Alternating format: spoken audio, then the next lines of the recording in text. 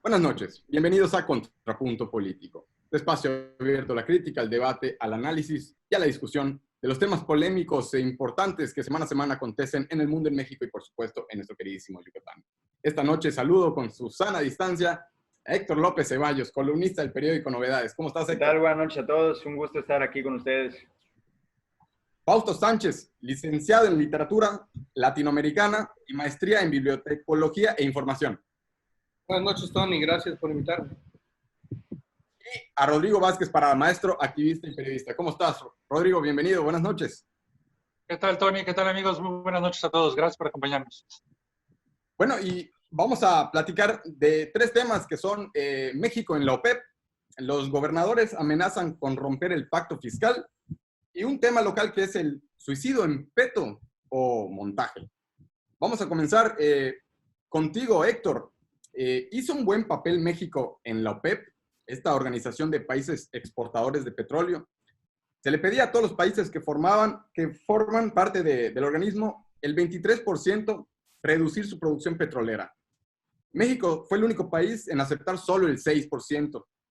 Se ha desatado un enojo, críticas masivas por parte de analistas, columnistas, de periódicos extranjeros inclusive. La pregunta es, ¿decisión patriota o burla internacional? Bueno, primero que nada, gracias, es para aclarar, hay dos grupos fuertes a nivel internacional en cuanto a la producción de petróleo. Está la OPEP, que están liderados por Arabia Saudita, y la OPEP Plus, o sea, es como que un organismo paralelo a la OPEP que integra a México. Y estos dos países, por la excesiva producción de petróleo que se tiene durante la pandemia del COVID y que no ha sido correspondida con una oferta importante, porque recordemos que los países bajaron su consumo de petróleo por esta sana distancia, pues trataron de llegar a un acuerdo para disminuir en 10 millones de barriles la producción de petróleo, esto con la finalidad de poder subir los precios de la gasolina y que no perdieran tanto dinero. Yo creo que la postura de México, diplomática, no sé, porque pues recordemos que según el presidente Andrés Manuel se tuvo que recurrir a Donald Trump, al presidente de Estados Unidos, para poder solventar este déficit de que México no iba a disminuir su producción de petróleo, pero sí que entra dentro de la lógica del gobierno del presidente López Obrador, que por un lado tiene un proyecto importante en la refinería de Dos Bocas, que necesita efectivamente no solo no bajar la producción de petróleo, sino incluso aumentar la producción petrolera del país para justificar la operación de la refinería, y que además pues contravendría este aumento en las gasolinas o esta disminución abrupta de la producción de petróleo en México, contrarrestaría su discurso de que gracias a él o gracias a su gobierno bajaron los precios de los combustibles. Sabemos que esto tiene muchísimas aristas, que no solamente es una cuestión gubernamental,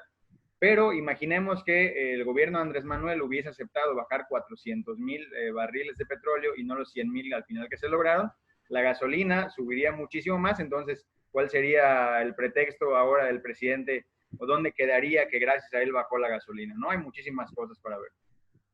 Fausto, este tema, y además de lo que nos dice Héctor, te preguntaría que por qué entonces en las redes y ciertos sectores pues pedían la cabeza de Rocío Nale. Mira, yo creo definitivamente, Tony, que esto es realmente una cuestión de óptica, ¿no? Si nos fijamos realmente cómo ocurrieron las cosas y los planteamientos que se hicieron en el proceso, Rocío Nale iba con una postura que claramente ya estaba tratada desde Palacio Nacional y con una decisión muy clara. México no puede reducir su producción petrolera porque de hecho lo que estamos tratando es de recuperar producción que se ha venido perdiendo desde hace varios años atrás. Obviamente, uno de los principales interesados en que se lograra este acuerdo era Estados Unidos, porque ellos han perdido mucho con la caída de los precios. y esta pues, rencilla entre Arabia Saudita y Rusia. México finalmente, pues aunque es un país a cierto punto invitado a este círculo de la OPEP Plus, hace un papel muy claro donde él dice, bueno, es que mi posición es esta porque yo tengo estas necesidades, ¿no?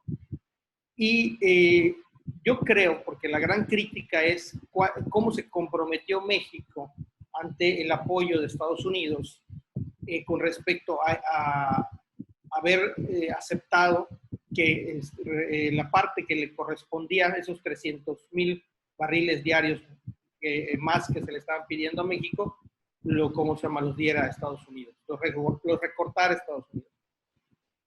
Creo que es importante señalar que México hizo un buen papel. Estados Unidos, no hay un pacto firmado.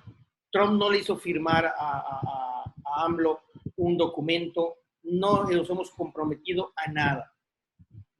Ahí los analistas dicen, bueno, definitivamente para Estados Unidos lo va a cobrar de alguna manera. Bueno, claro, en el mundo eso ocurre, pero hoy se garantizó que la producción petrolera de México se va a mantener casi intacta. Uno. Y dos, que es lo más importante, al recuperarse los precios internacionales del petróleo, estamos hablando que habían bajado prácticamente por debajo de la mitad de lo que estaba costando el barril hace un mes, estamos hablando de que nuestras remesas por el petróleo podrían duplicarse. Cabe aclarar, en México no lo sentimos tan grave, porque a pesar de ser un país con un fuerte ingreso petrolero, teníamos asegurada la producción de Pemex desde el año pasado. O sea, el gobierno actual aseguró la producción de Pemex con protecciones financieras que se contrataron precisamente previendo un escenario volátil en los precios del petróleo, ¿no? Nosotros garantizamos nuestro precio presupuestalmente a 49 pesos el barril, $49 el barril. Hoy cayó a 20, de lo que está más o menos ahorita, y a partir de este acuerdo se supone que debe de recuperar esa diferencia y llegar por encima probablemente de esos 49 que se habían establecido. Eso hablaría de un superávit en las remesas que nos deja el petróleo, y creo que definitivamente la acción que tomó nuestro gobierno fue la correcta. Rodrigo, bueno, si la acción que tomó el gobierno fue la correcta, entonces, ¿por qué tanta crítica a Rocío Nale, a la secretaria de Energía? Y pues nos comenta ahora Fausto, pues que no hubo un trato en lo oscurito, ¿no? Como algunos mencionan y se está manejando. Entonces, pues, ¿por qué hace Donald Trump? ¿Por qué nos hace este favor? ¿O qué le vamos a deber más adelante? Mira, yo siempre he comentado a todos en las oportunidades que tú me has invitado al programa, siempre lo he comentado, la oposición es reaccionaria y no accionaria.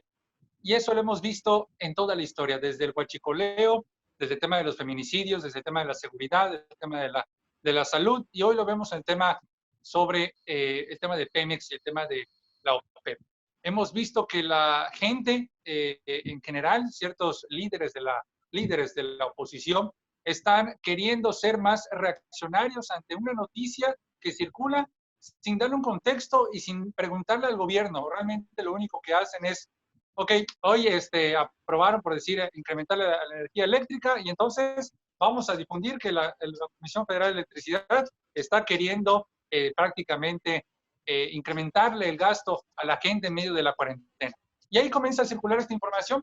Y lo mismo ocurrió con la OPEP, cuando Rocío Nale se informó de que se había salido de esta reunión prácticamente para, podríamos decir, no aceptar el convenio de este número que le están pidiendo de barriles. Pues únicamente lo que comenzó a hacer es reaccionar la oposición a decir que México iba a poner en riesgo este acuerdo internacional y toda la ola de desinformación que comenzó a circular. Tuvo que salir nuevamente la autoridad a dar la versión de lo que había ocurrido. Posteriormente, en la mañanera salió el presidente a explicar cuál fue la situación y explicar esta buena noticia de que Estados Unidos había aceptado de cierta forma dar la otra parte que México no podía o no quería más bien dar en ese momento, porque se iba, como decía Fausto y Héctor, desestabilizar nuestro sistema en cuestión de la producción de petróleo.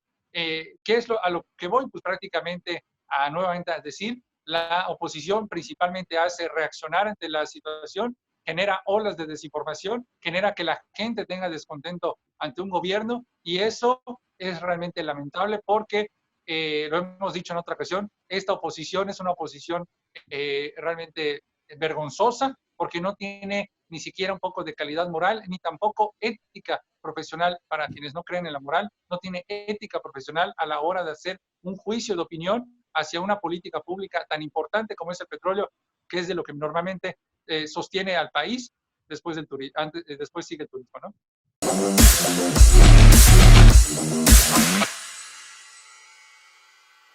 Bashnik abet apat altabotroch.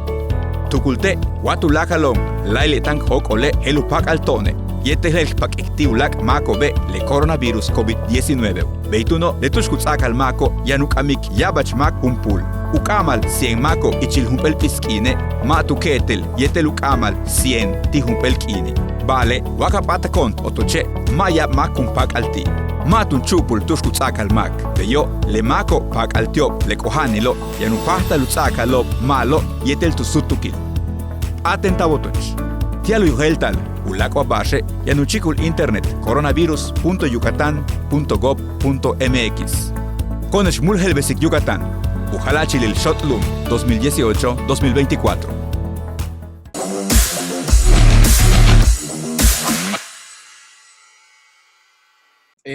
Bueno, cosa, Tony. Lo más interesante también es que lo que estaban pidiendo los empresarios hace 15 días era que aceptáramos préstamos del FMI, que a ese sí nos compromete a una serie de situaciones que tendríamos que hacer una serie de recortes en el país para aceptar esos préstamos. Este apoyo no se condicionó de ninguna manera. Bueno, tenemos que cambiar de tema. Vamos a tocar ahora el tema de los gobernadores, si les parece, compañeros, que amenazan con romper el pacto fiscal. Y bueno, empezaría contigo, Héctor. ¿Qué significa esto? Porque, bueno, los gobernadores de Jalisco, el emesista Enrique Alfaro, de Coahuila, el priista Miguel Riquelme, de Tamaulipas, el panista Francisco García Cabeza de Vaca, y el independiente Jaime Rodríguez de Nuevo León, el Bronco, han amenazado con romper el pacto fiscal si el gobierno federal no le da esos recursos extraordinarios que se están solicitando en materia de salud para afrontar estos tiempos de coronavirus. Y el presidente contestó, dice que en la mañanera, que tiene muy buena relación con los gobernadores, con todos, y que inclusive ya recibieron todos por adelantado 4 meses de su presupuesto en salud. ¿Qué está pasando entonces ahí, Héctor? O sea, ¿no es peligroso romper este pacto fiscal? Perdón, ¿puedes repetir la pregunta? ¿Cómo ves en ese sentido? ¿No es peligroso romper el pacto fiscal? ¿No es peligroso, pues, hablar de gobernabilidad en ese sentido? Bien, hay que aclarar dos cosas, ¿no? En las redes sociales, en la prensa incluso se ha especulado que romper el pacto fiscal es romper el pacto federal, y son cosas totalmente la prensa informada, ¿eh?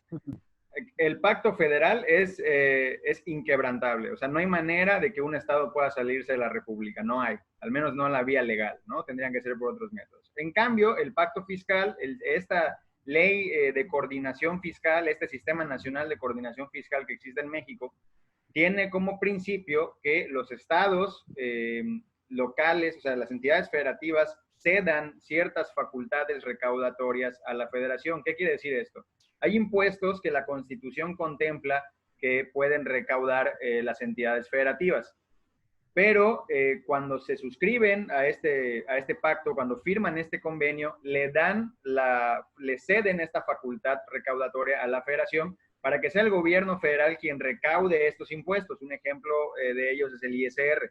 Bueno, de estos impuestos que se recaudan en todos los estados, se forma un fondo de participaciones, y más otras cuestiones de la renta petrolera y tal, se va haciendo una bolsa. Esa bolsa se reparte entre los estados según unas cuestiones, unas fórmulas aritméticas que se encuentran en la misma ley, de tal manera que se busca que los estados, y eso es muy importante, hay que aclararlo, no se busca que los estados que recauden más para la federación reciban más dinero como si fuera un premio.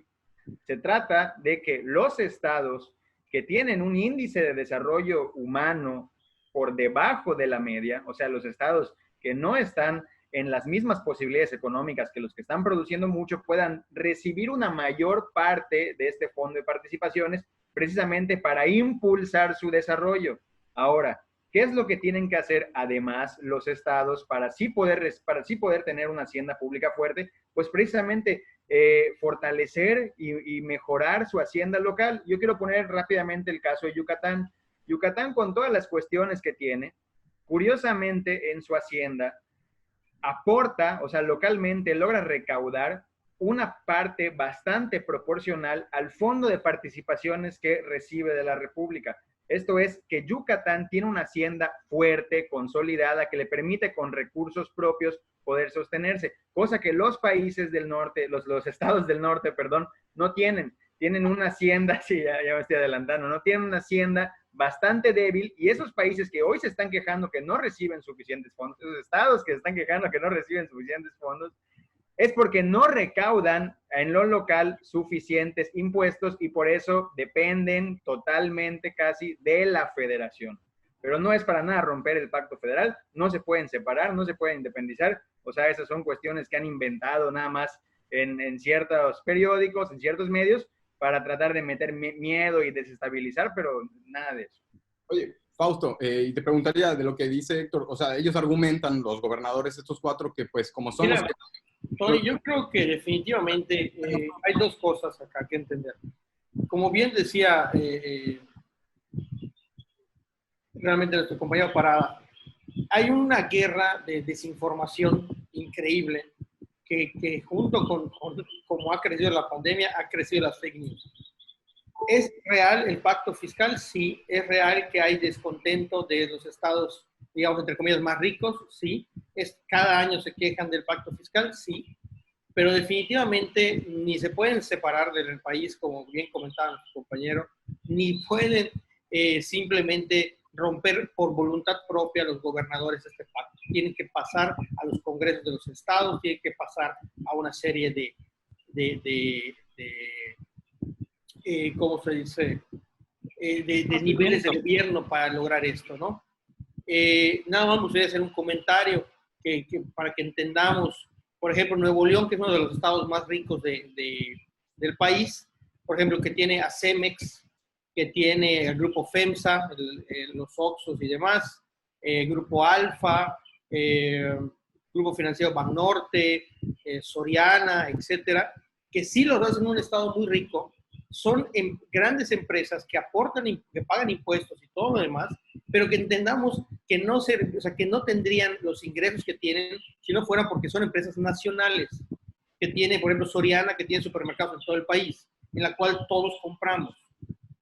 No es lo mismo ser un supermercado extranjero en el país que ser un supermercado nacional y tener una serie de ingresos, ¿no? Entonces, es hasta cierto punto tramposo el planteamiento que hacen muchos de estos gobernadores diciendo es que nosotros aportamos mucho, pero no es que se aporte mucho, es parte de un equilibrio que significa la federación y que entendamos también que hay mucha gente del sur, de los estados más pobres, que viaja a los estados del norte a trabajar y a vender y a dar mano de obra barata. Mucha de esa industria del norte no podría sobrevivir sin esa mano de obra barata del sur. Entonces, hay un equilibrio aquí que se olvida y que es fácil decir, es que damos mucho y recibimos poco. Cuando también olvidamos que otros estados, efectivamente, como Yucatán, han equilibrado mejor su hacienda y han logrado más o menos un equilibrio donde lo que recauda los impuestos estatales y lo que recauda los impuestos federales. Vamos a cerrar rápidamente con un comentario de este tema, Rodrigo, tuyo. ¿Cómo ves para pasar rápidamente al tema del suicidio en Peto? Claro, un comentario muy rápido. Miren, el día de ayer, otra vez, vemos insisto, la oposición lo único que hace es reaccionar. Circularon las imágenes sobre el tema de equipo médico que presuntamente iba a devolver o que va a devolver algunos gobiernos que integran los gobiernos estatales del PAN. Y estos gobernadores anunciaron que van a regresar y bueno, Hugo López-Gatell en la conferencia de ayer por la tarde comenta que eso no son para las personas que van a atender directamente a la gente con coronavirus, sino que va a ser gente que va a estar dentro de los hospitales, pero en otras áreas y que esas esas herramientas médicas iban a ser para prevenir principalmente en esas personas que no se contagiaran del virus. Es increíble nuevamente cómo surge esa desinformación y que bueno, realmente es nuevamente esto que salen a la pantalla, crean esta desinformación y se genera. Lo que necesitamos hoy en día es que las autoridades entiendan que no se tiene que politizar nada sobre el tema de salud. No puede ser posible que haya cabida dentro de gobernantes que quieran lucrar con esta situación, y mucho menos con gente que puede morir por esta situación de la pandemia. Eso es lo que puedo comentar.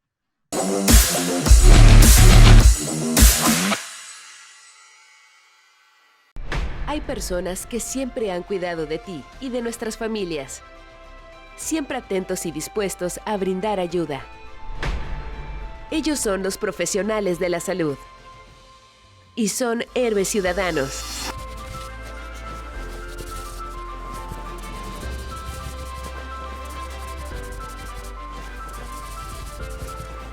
Hoy más que nunca, cuidemos a quien siempre ha cuidado de nosotros. Héroes ciudadanos. Juntos transformemos Yucatán. Gobierno Estatal 2018-2024. Pero ponle peso, Estalón. Los García somos hombres. Estoy más fuerte y yo hizo que me llevas como 6 años. ¿Vas a llorar?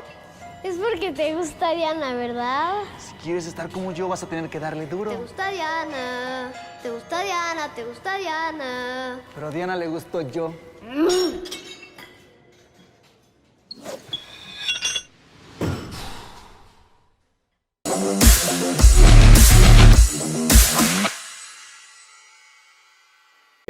Vamos a cerrar el programa con el tema de el suicidio o montaje de lo que ocurrió en Peto, porque pues fue lamentable este caso local, no ocurrido en el kilómetro 116 de la carretera Mérida-Chetumal, en montes de Chaxinquín, Yucatán, perdón.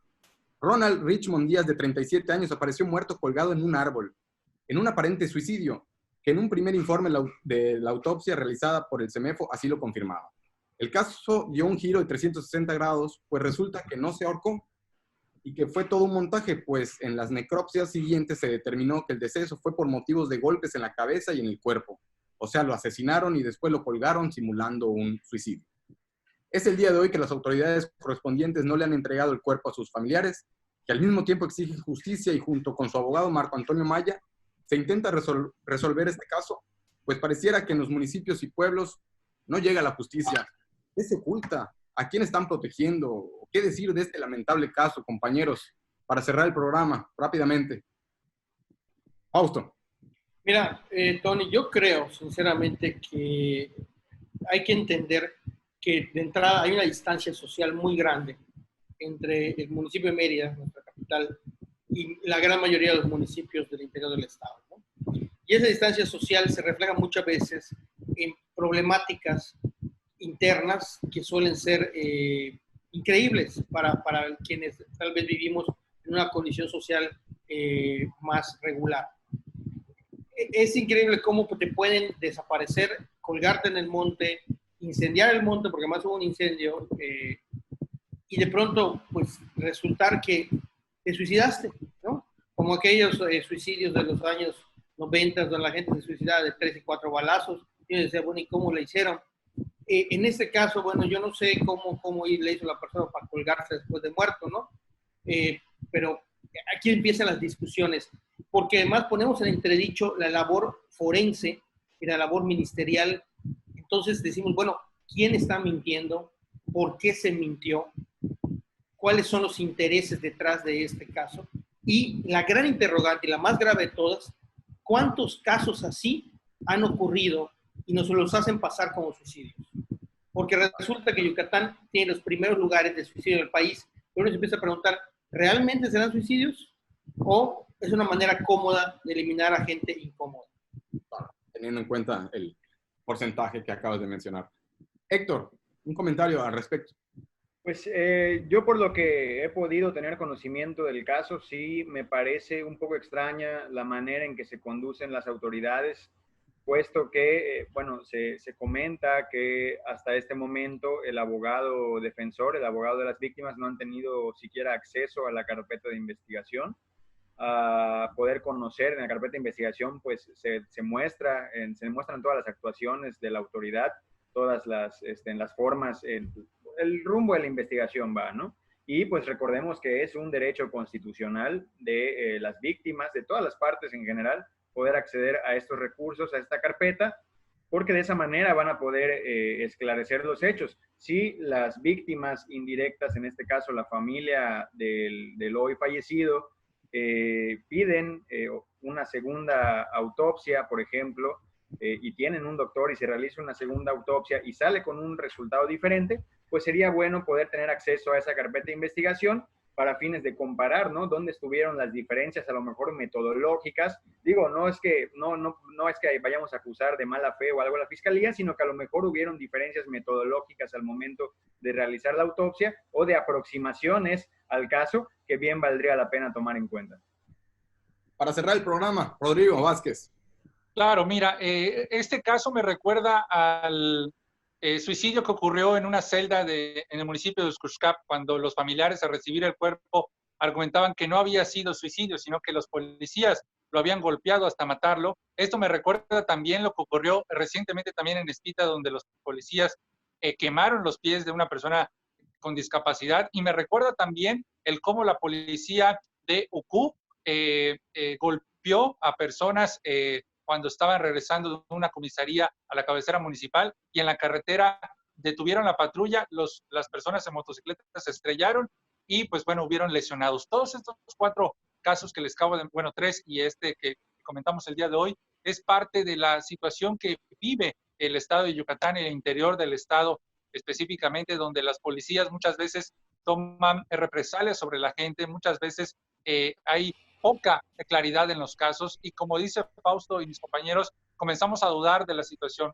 Yo y mis compañeros periodistas hemos comentado muchas veces de a veces no es necesariamente porque los policías estén, sino es por una autoridad superior quien está pidiendo que haya silencio sobre algunos casos. No sabemos si vaya a ocurrir lo mismo en esta situación con escena, pues hasta de película, ¿no? Hay un incendio, te encuentras un cuerpo y luego, pues el cuerpo no había sido ahorcado, sino que había sido asesinado y que habían puesto. Lo que decía Fausto sobre la situación de que a veces algunos homicidios se pudiesen registrar como suicidios y no como este primero, es a lo mejor para mantener un estado de gracia, un estado de paz presuntamente en el estado. Esa es la pregunta que yo haría al gobierno del estado y a la fiscalía. ¿Es acaso que se está escondiendo homicidios para hacerlos pasar como suicidio? Esa es la pregunta con la cual yo cierro mi participación. Claro que sí. Muchísimas gracias, Rodrigo. Muchísimas gracias, Héctor. Muchísimas gracias, Fausto. Y sobre todo, muchas gracias a usted por su atención. Pasen muy buenas noches. Nos vemos el próximo jueves en otra edición más de Contrapunto Político.